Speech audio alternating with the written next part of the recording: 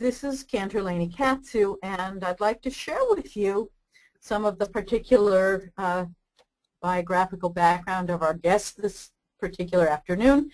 Rabbi David Wyman, you can see, is a native of Norfolk, Virginia, and a graduate of the College of William and Mary. Following graduation, he was commissioned as an officer in the U.S. Navy and served in Europe, stationed in Greece and Italy. I must mention to you that when we were preparing for this particular webinar, I was regaled with stories of time during Passover that Rabbi Wyman did spend in Greece and Italy, and I hope that in the course of the webinar there may be opportunity for some of that to come forward. Rabbi Wyman was ordained at the Hebrew Union College in Cincinnati in 1979. Currently, he serves as the rabbi of North Shore Synagogue in Syosset, New York, and has previously served Temple Shalom in Newton, Massachusetts, and Congregation Beth Israel in Houston. Not only is Rabbi Wyman acknowledged as a particularly creative and challenging speaker, and has done so in places outside of the synagogue, but I take personal privilege in mentioning that I have had the distinct honor and privilege of sharing the High Holiday pulpit with Rabbi Wyman a number of times, and one of my great joys was being able to sit during his preaching and really walk away with some particularly wonderful thoughts. He is an extraordinary raconteur, both in terms of content as well as form, and you, when you have an opportunity, can read the particulars here, but noteworthy is his contribution to the understanding of synagogues in his book that he is about to complete, called 7 Habits of Highly Dysfunctional Synagogues and What to Do About Them. He did write and is co-author of Learning While Leading, Increasing Effectiveness in Ministry, that was published by the Alban Institute.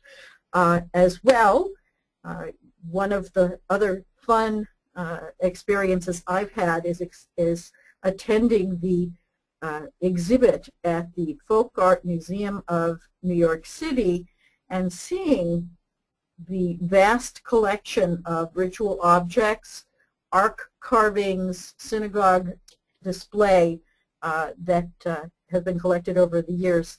And if you ever happen to see that again being exhibited, I would run because it's a fascinating collection of items that are not your typical.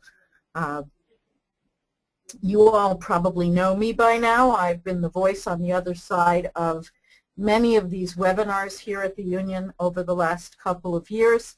I continue for one more day to be the worship and music specialist here.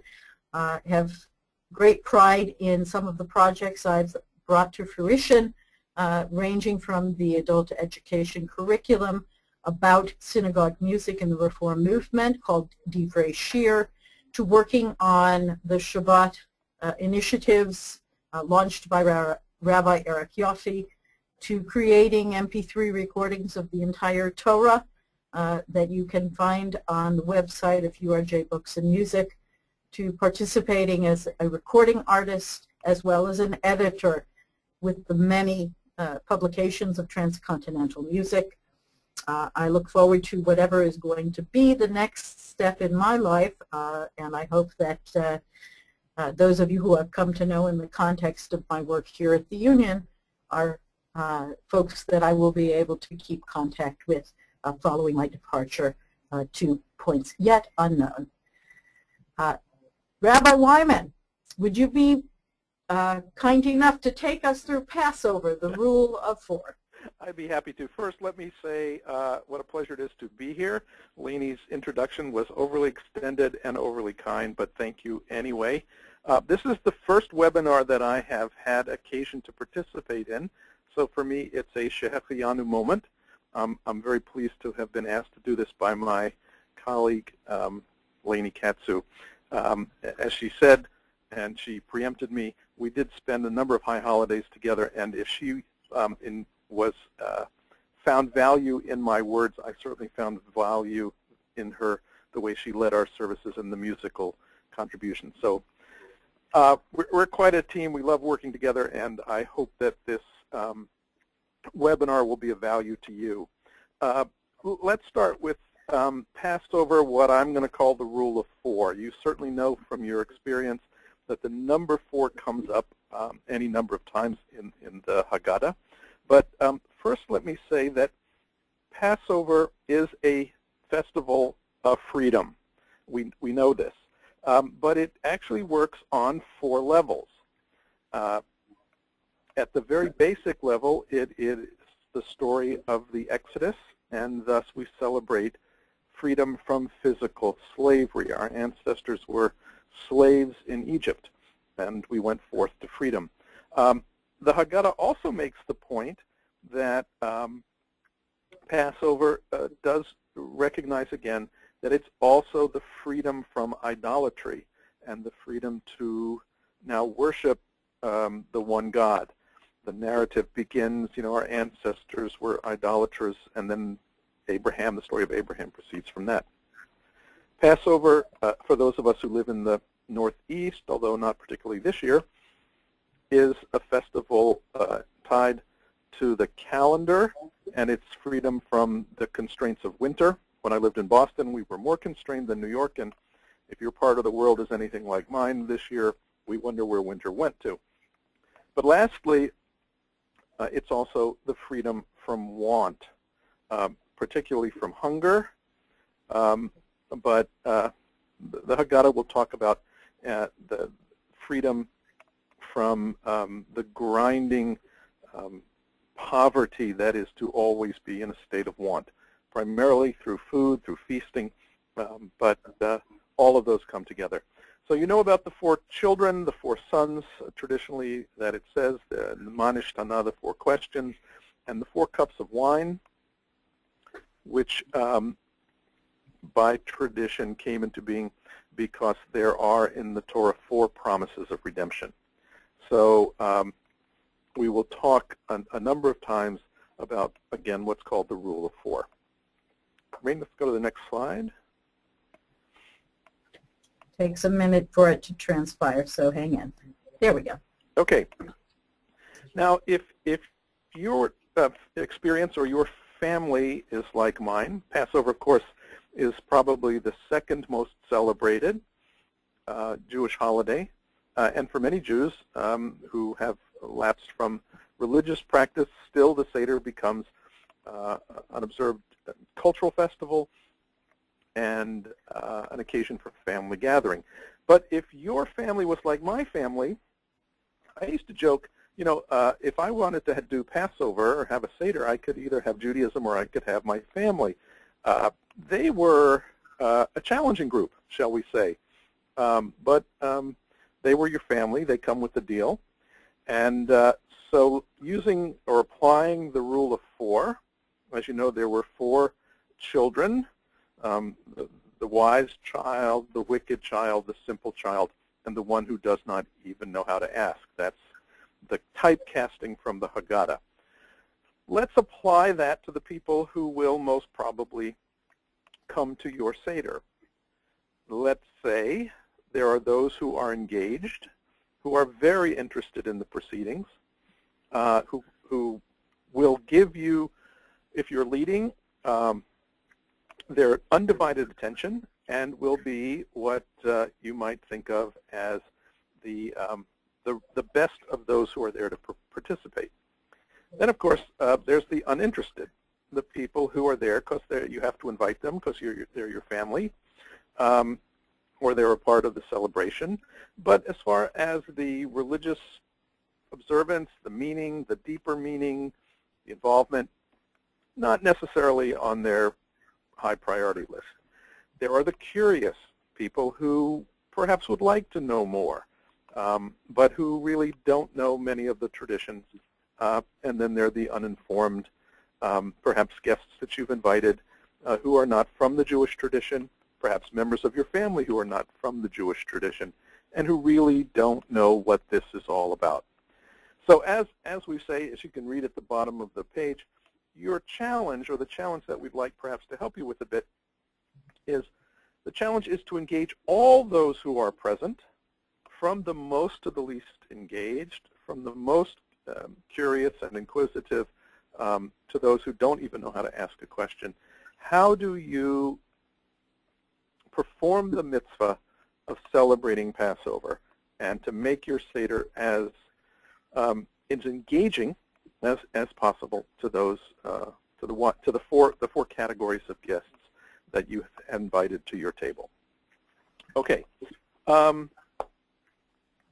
So what you see now is in my family, because that's the family I know the best. I've always used my family as a teaching tool. My mom had 7 brothers and sisters, so I have any number of relatives, all of whom would gather. As an example of those who really are not so interested, that part in my family was played by Uncle Sidney. Uncle Sidney, for I don't know how many years, it didn't matter what you tried to do to make the Seder engaging or what my father would try to do. Uncle Sidney's question, if there were 4 questions, was, when do we eat? There are those, I suspect, that you know they play the part at your table as well. So in the tradition of the Seder, very early on, as you know, there is the blessing recited over parsley or some sort of spring vegetable. The parsley is a recognition that Passover is a festival of the springtime. So you eat the vegetable that is very first to sprout from the ground. Now, parsley is also an appetizer course. The interesting thing about, and we're so far from hunger, thank God. You know, the appetizer is meant to stimulate your appetite. People who are in dire hunger don't need an appetizer course. There's no reason to stimulate the appetite of a starving individual. So one of the things that this starter course does is it's another illustration of the freedom from want.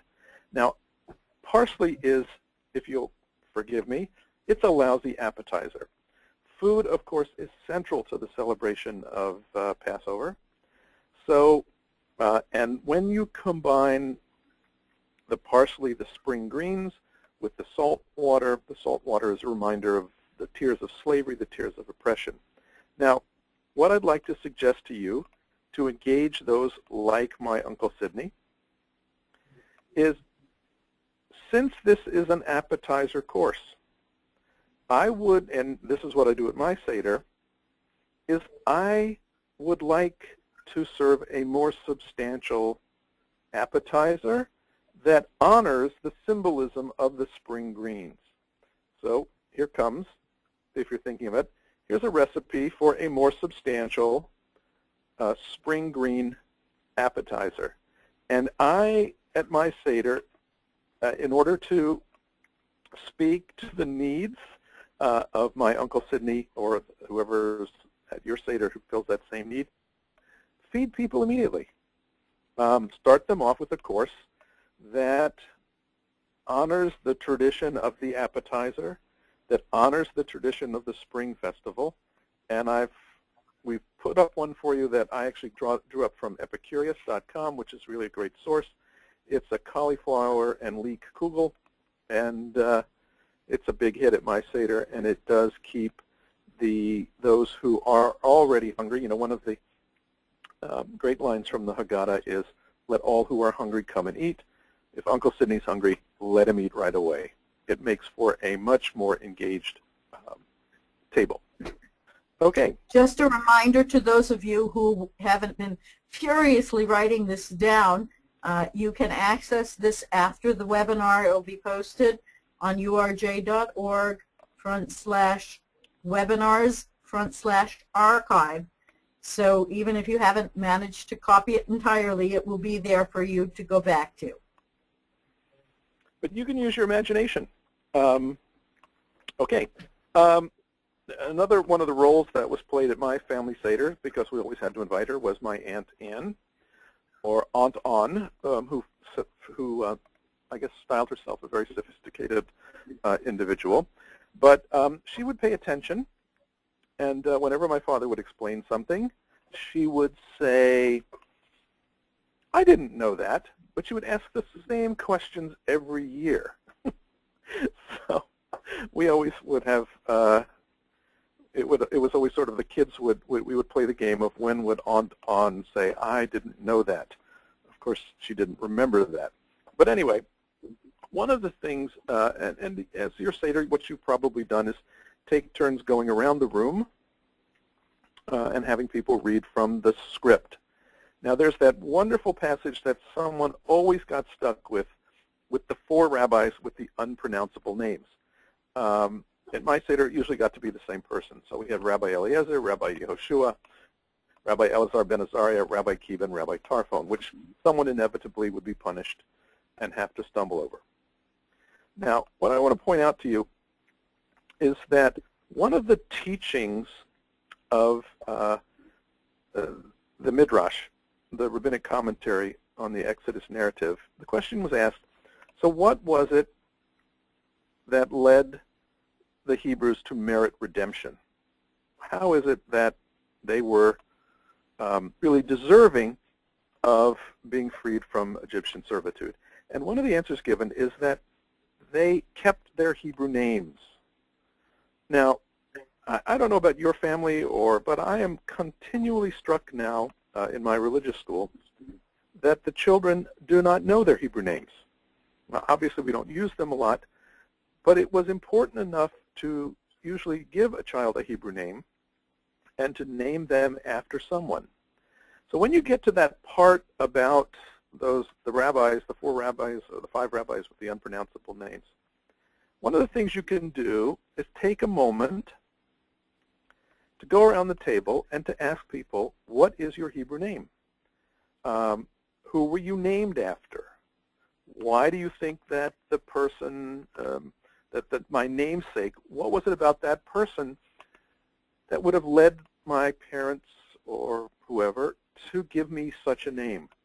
And if there is no Hebrew name, or you never had a Hebrew name, then, why not pick one? The commandment, the mitzvah from the Torah is, and you shall instruct your child on that day, saying. Now, what the Torah is talking about is the story of the history of the Exodus. But your family has a story. Your family has a story of an Exodus. You came from somewhere, and you're going somewhere. And one of the things that I think is very important is to identify what is it about that narrative that's Jewish. One of the things is your Hebrew name.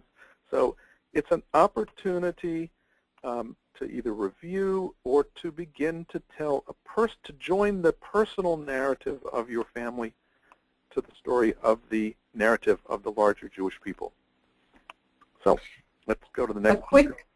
A quick reference here. Yes, there are 5 rabbis who had unpronounceable names, and it doesn't fit quite as neatly into the rule of 4, but miscounted there. The other question that came up, David, is about how does one dip the cauliflower recipe into salt water? I'll hand that one to you. Well, if you undersalt your appetizer, it works just fine. I wouldn't use a lot of water, in this case, the salt water becomes not the water of tears, but at this point, if you're using just a little kosher salt, it's again the bitterness. It's the bitterness that is, and the salt of the tears. You can use it that way. Okay. Probably rather than dipping into, you might pour over. Right. Yeah. Okay. So on to Maxwell House. And Lainey, I believe this is yours. Yes. Okay. I thought we were going to have you start this. Oh. Yeah? I grew up with the old Maxwell House Haggadah, which I believe is also the text that the president uses at the White House seder. I thought I read that recently. But I loved the language of the Maxwell House Haggadah. There was a memorable quality to it. And one of the lines that my brothers and I were so taken with was that God took you out of Egypt with signs and wonders, and then with an outstretched arm and with mighty deeds. But the notion of with signs and wonders. My dad was in the retail furniture business, and one of the things he used to do was to get very big signs made to advertise the weekly specials, and he'd post them up on the window of his store, which my mother and my brother and I thought was just a very old-fashioned way of doing business. And my brother once retorted, said, you know, my dad does business with signs and wonders. It was a great, you know, that's the way that the language of the tradition can be used in any number of ways. But one of the things, again, if you want to engage children or you want to give people assignments ahead of time, is to use that language with signs and with wonders, and to ask people to come up with some sort of slogan. I mean, if you're going to demonstrate for Passover, if you're going to march like the children of Israel leaving Egypt, and you were going to carry signs, and you were going to exit with signs and wonders, what would you put there? This is something that the kids could do while the adults continued on reading the traditional narrative. Lainey, you're on. So the history of the Maxwell House Haggadah is actually, I think, pretty fascinating because it came out of, as you can see in the reading here, the fact that there were no kosher for Passover coffee products. You know, nobody was putting a hechsher on it. And in the weeks before Passover, instead of coffee, because tea did have a hechsher, that would be featured instead of coffee. So Maxwell House found a means of certifying their coffee for Passover in 1923, and through advertisement, obviously it very quickly became the favorite coffee in Jewish households, at least. About 10 years later, just under 10 years later, although it was no longer owned by the original company and now by General Foods, the first Haggadah was printed. The demand for that Haggadah has increased steadily every year, and currently over 1 million copies are printed, making it the most widely used Haggadah in the world. It's currently actually owned by Kraft Company. I guess it changed hands. But it's actually fascinating to consider, you know, what Haggadah are you using at your table? Because in fact, you know, Maxwell House Haggadah is going to have the basic seder, and it's going to be very straightforward. But there are other alternatives that can be used, and I just will mention a couple of them for your awareness. One of the Haggadot that we use at our house is called A Different Night. It's specifically labeled the Family Participation Haggadah, and it's written or edited by Noam Zion and David Dishon. And within it, it includes different kinds of activities on the side, something actually, I would say, akin to Mishkan Tefillah, in that the basic text is going to be there, but surrounding it on both sides of the page, you'll find alternative readings, you'll find alternative activities, and if the reading that's there helps you to move to another thought, one can simply augment with that Haggadah and kind of grow the tradition. That leads to the second notion, which is one can create their own Haggadah, which is, you know, possible by using software on Davka Writer, which typically allows you then to use the actual Hebrew texts, and then you put it into a publishing format and add in your own translations, your own additions, and it can be actually quite a wonderful idea. I would also mention at this time that there are source books, for instance, the Women's Passover Companion and the Women's Seder source book, which can be used either to bring a particularly female aspect to what has been a traditionally male story, or it simply can be used for a women's Seder. Lots of great materials in that. And then also I would just mention another source material called Creating Lively Passover Seders. It's published by Jewish Lights Publication, and again, it's a source book for engaging people with tales, texts, and activities, recently reissued with new materials. And then finally, we also have from the CCAR Press a combination of different available Haggadot, one that has been around for a while, a Passover Haggadah, edited by Rabbi Herb Bronstein, with some beautiful pictures and illustrations by Leonard Baskin. The Open Door Haggadah, which was edited by Rabbi Sue Levi Elwell. And then just this year, and I apologize, I don't have the title on the tip of my tongue, but just this year, the CCAR is coming out with a new publication, and they will also have a digital application of that publication with pictures, with text, with tunes, all within the same application. So if you want, have people bring their iPads, download it, and there you have it. All you have to do is whisk your finger across the iPad and bring yourselves into the digital age. What I would mention next is actually tied to the notion of engaging people's creativity and helping them to think not just about the story past, but rather how to apply the story of our people and their exodus from slavery into freedom to things that are happening in the contemporary world. And it's really a fairly easy thing to do by simply going to your newspaper. When I was preparing the piece for this webinar, and I was thinking about what I might like to present you with this morning to guide questions on these contemporary issues, I went no further than last week's issue of the Jewish Week, which is published here in New York, and it's available on the web. And when you're at home and you take this time to download the PowerPoint, the names of these articles that you see in purple are actually links. They're hyperlinks to the websites where these articles appear.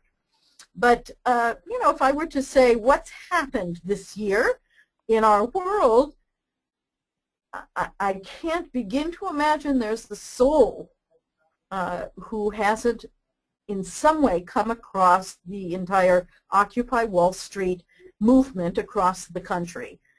And it seems to me that the question could be asked, how are the protesters akin to the Hebrew slaves? In other words, what is it that they're protesting? It is, if you will, the average Joe in contrast to the people of power. The Hebrew slaves obviously slaved to the people who were in power over them. And I would actually add the question, which I didn't put on the page, but I would add the question, and in which ways would the Occupy Wall Street people be dissimilar to the Hebrew slaves? It seems to me that one of the beauties that we have here in America is the separation of church and state allows us to speak freely. And that freedom of religion or of ideology, that freedom of speech is a uniquely American quality that is something to be cherished and celebrated, and so too very appropriate within our Passover celebration. And then by contrast to discussing Occupy Wall Street, the article that I wanted to mention is that of a gentleman whose name is Greg Smith. He's a South African Jew who worked at Goldman Sachs. and I quote the not just the headline, but the quote that is given by him. It says, "Most whistleblowers are not rebels, but loyal by the book idealists who cannot comprehend how their superiors could risk the good name of their company by cutting ethical corners." You know, business is a very interesting place where Jewish moral values do come into play, and one has to balance very carefully whether what one is doing is both moral and ethical, and in terms of its business acumen, going to put a company on sound footing. And there's an awful lot of fodder there for discussion around the table, and it seems to me that it would be a great topic for your particular Seder tables this year. And similarly, if looking at an article is a little too heavy-handed, I put a link here on Occupy Wall Street comic strips. It's a series of comic strips that simply roll on a YouTube video, and you could play those and take a look at them and use them as jumping off points, even distributing perhaps a single comic strip around the table for people to look at and discuss.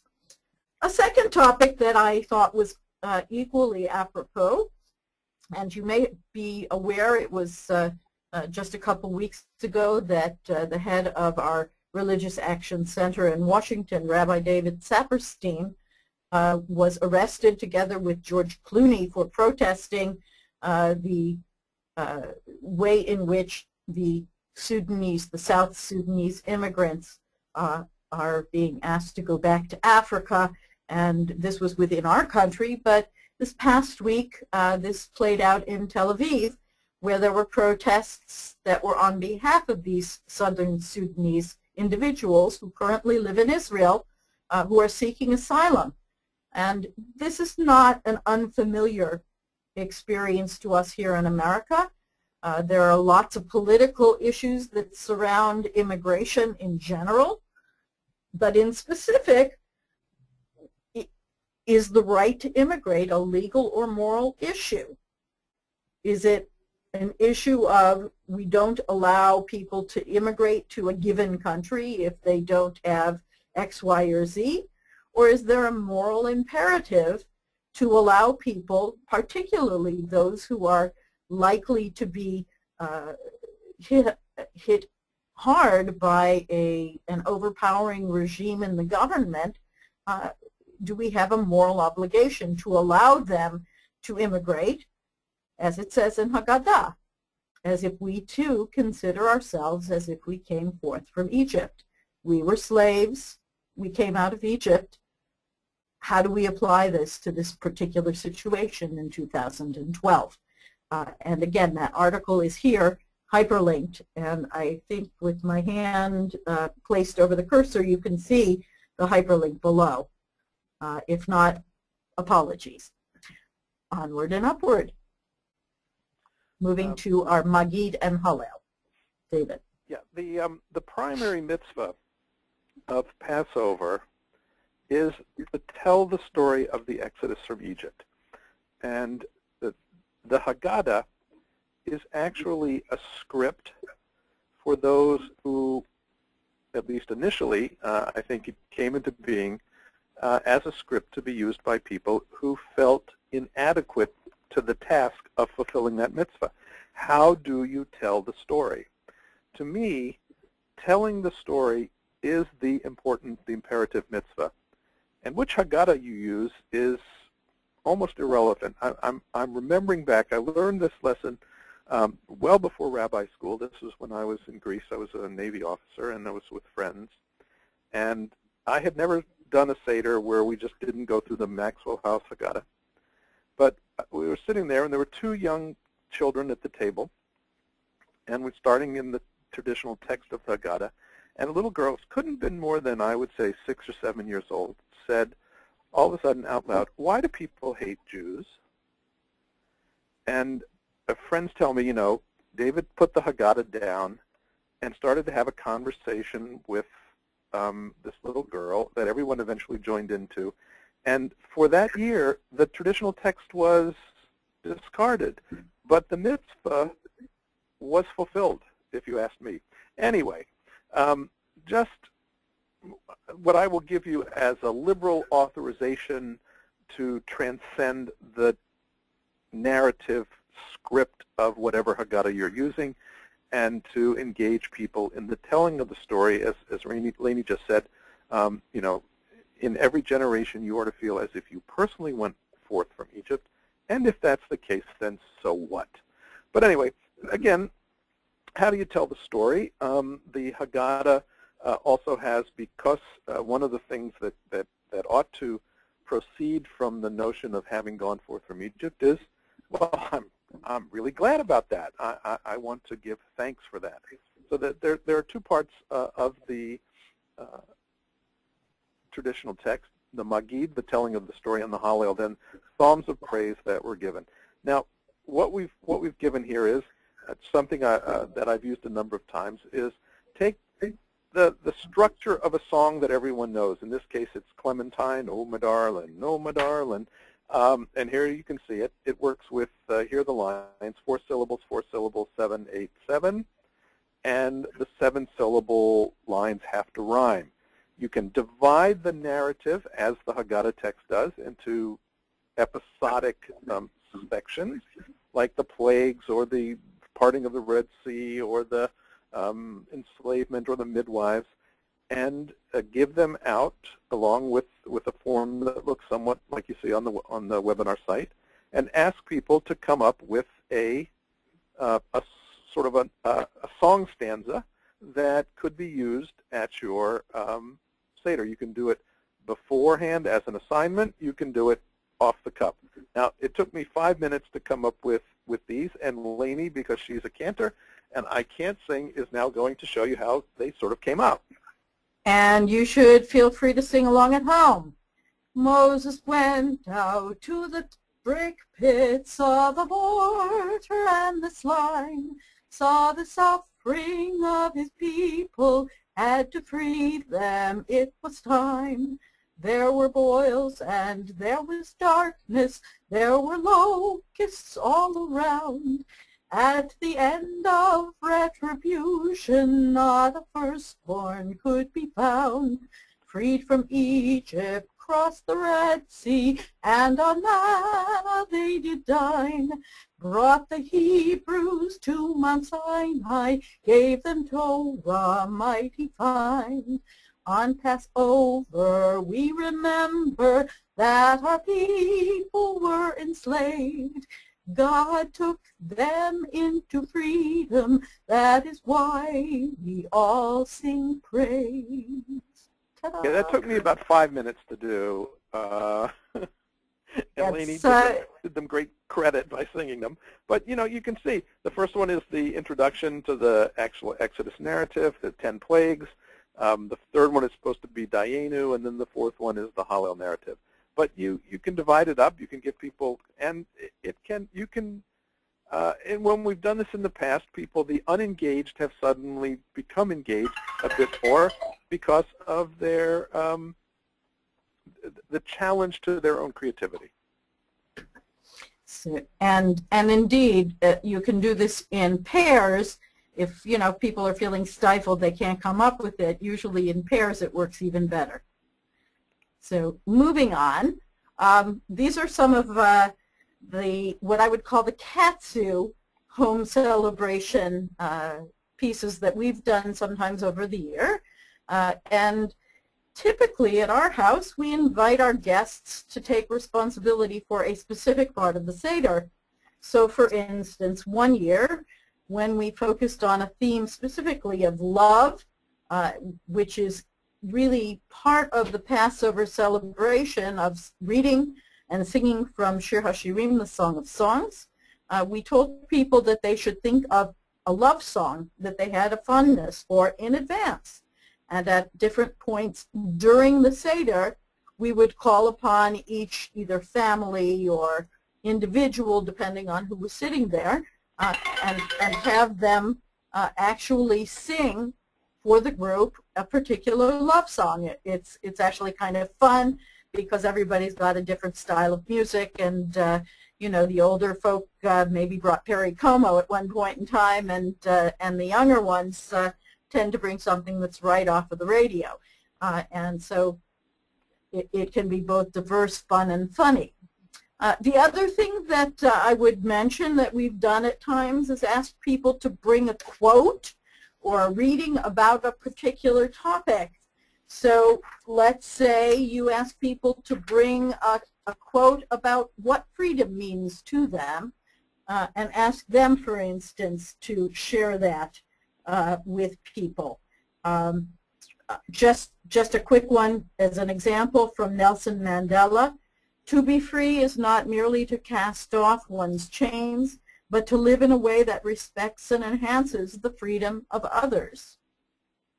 It's a beautiful quote, but it also allows a dialogue about someone who perhaps the young people around the table have never heard of, and to speak about South Africa and apartheid, and how Nelson Mandela himself was a harbinger of change in this arena through his actions and through his teachings. Just one small example, but I'm sure you can infer that there would be many such quotes and many such tales to be drawn from this. As well, one of the things, especially when our kids were in the elementary school age category, that we would often do is we would send them off to our den, which was away from where the seder was, usually after they polished off their dinner in about 5 minutes and the adults wanted to sit further. And we would have one of the older kids sort of take the lead and guide the rest of the kids with putting together a skit. In order to do that, you give them a note card that has sort of a summary of what you want them to do. You provide the stuff of which costumes can be made, and then just before you send them off to search for the Afikoman, you have them perform the skit for the rest of the guests. It's a lot of fun, a lot of good memories, at least for me, around the Katzew living room of watching those kids in their earlier years put together some really adorable skits, and it's a win-win situation all the way around. This is an example of something that one of our guests actually made up. They brought a piece of paper that had this exercise on it, asking people to figure out what the ancient plagues would be in modern day. You can probably see, based on what's here, the mad cow disease probably dates it, in particular with the given year. It would be going back to sometime in the mid to late 90s. But again, I think that this is an example of something that was assigned and that the family in particular brought to the Seder so that they had an invested part in what we were doing. Rabbi. Yeah, again, the mitzvah is to tell the story, and my conviction is that everyone has a story to tell, and there's a way to join the personal story of your family's narrative to the narrative of the larger Jewish people. The one that we have here that that I had shared with Lainey, that she has put on the webinar site. My grandmother and my father, after World War II, worked for about 16, 20 years almost to get my grandmother's brother, my great uncle, from Poland. He survived the war. The rest of the family had emigrated to the States, but he was the only one who had survived World War II. And he came to the United States shortly before Passover, and he had no English. He spoke basically in Yiddish, and which was incomprehensible to to those of us who, I think I must have been about 8 or 9 years old at the time. But at that year at the Seder, all he kept doing was kissing everyone and repeating the only English words he knew, which was "God bless America, God bless America." And what my grandparents, my father translated from the Yiddish, was my uncle. I remember he had said, he was in Poland at the time. He said, you know, if they opened the borders of Poland for 24 hours, he said, there wouldn't be a person left in Poland. That was just one of the things he remembered, and then he would just keep saying, "God bless America, God bless America," and that was a very compelling modern example of an exodus from slavery to freedom. And for something completely different, one of my favorite childhood memories that became a family tradition was when I was a youngster. My father was the executive director of a large congregation in Detroit, Michigan, and so when people would call the temple and need a place to go for Seder, invariably they would end up around our family table. One year, my father took the phone call of a priest and invited the priest and several nuns from the local seminary to come to our family Seder, and it was so funny. My grandma Julia, not only impacted by their presence, but perhaps by the 4 cups of wine she had, while we were going around the table and speaking the English of the Echad Miodea, said, "Who knows 11? I know 11. 11 stars in St. Joseph's dream." And we giggled uproariously because, of course, she didn't mean to say it, but it just came out. I guess she had none on the brain. But it became our family tradition from that point forward. We giggled about it, but it really was a forerunner, at least for us, to what is a truly interfaith Seder that many of us experience these days.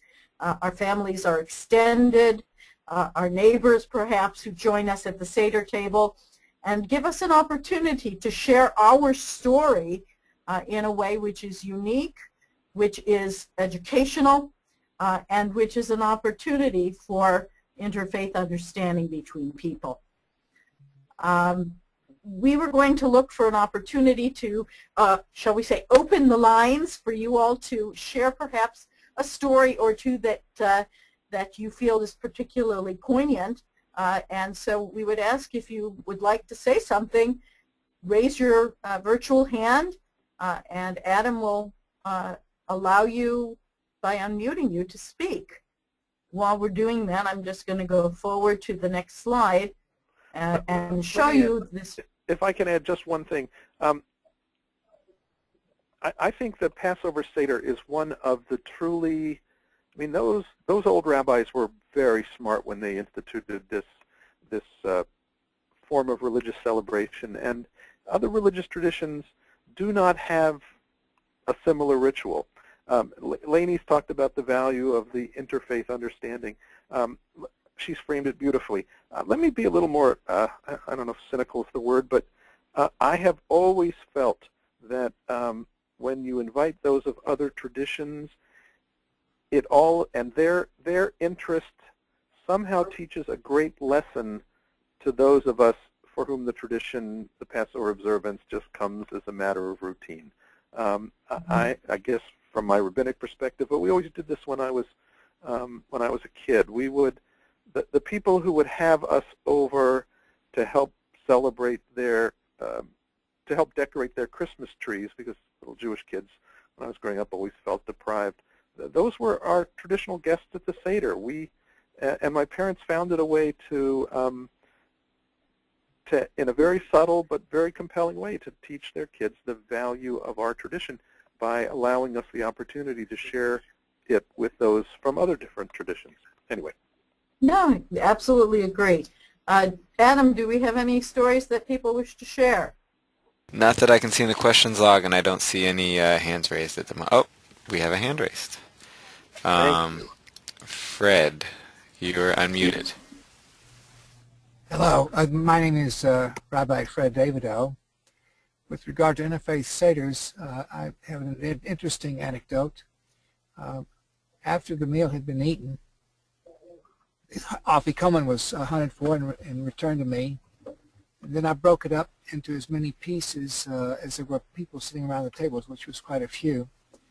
And the Catholic woman who was the treasurer of who was the bookkeeper of the synagogue, helped me distribute the Afikoman pieces. And she placed a piece into the cupped hand of a Catholic woman and looked up at the bookkeeper and said, "You are going to go to heaven for this." So I was amused and also deeply moved by something like that. Absolutely.